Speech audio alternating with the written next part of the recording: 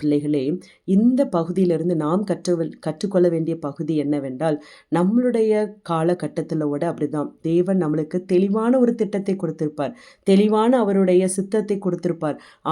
ஆனால் அதை நம்பாமல் மக்களுடைய சித்தத்தை மனுஷங்க என்ன சொல்றாங்க, மனுஷருடைய ஆலோசனைகளின்படி நாம் நிறைய நேரத்துல அவர்தான் சொல்றார், பரிசுத்த ஆவி தான் சொல்றார், இந்த மனுஷங்க மூலமா சொல்றாங்க, அவங்க சொல்றாங்க அப்படின்னு சொல்லி நம்மளை ஒரு கன்ஃபியூஷன் ஸ்டேட்ல கொண்டு வைத்து சாத்தானானவன் நிறுத்துவான்.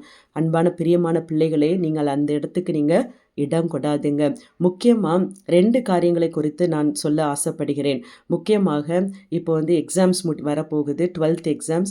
12th எக்ஸாம் முடித்த உடனே அந்த பெற்றோர்களுக்கு ஒரு பெரிய ஒரு கன்ஃபியூஷன்.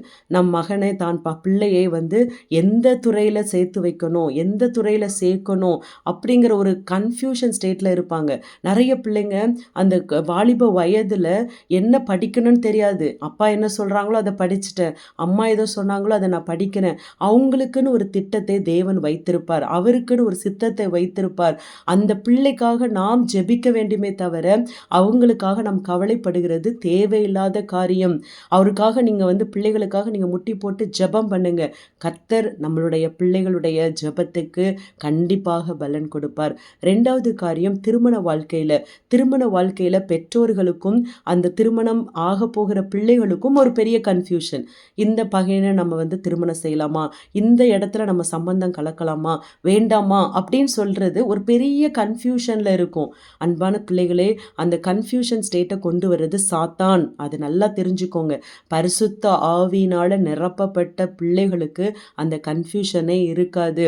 தேவன் எந்த பிள்ளைகளை தேர்ந்தெடுத்திருக்கிறாரோ அந்த பிள்ளைகளுக்கு கர்த்தர் தெளிவான ஒரு அழகான திட்டத்தை கொடுப்பார்.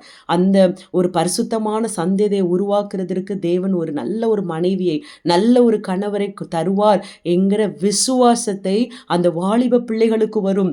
அது நிறைய பிள்ளைகளுக்கு இல்லாத காரணம் என்னவென்றால் அந்த பிள்ளைகளுக்கு இருக்கிற கன்ஃபியூஷன். அன்பான பிள்ளைகளை, இந்த நாளில் நாம் தெரிந்து கொள்ள வேண்டிய முக்கியமான பகுதி என்னால் விசுவாசம் நாம் எதை மேலே வச்சு கொண்டிருக்கிறோம் என்று நம்ம சிந்தித்து பார்ப்போம். கர்த்தர் தாமே இந்த வசனங்களை ஆசீர்வதிப்பாராக. God bless you all.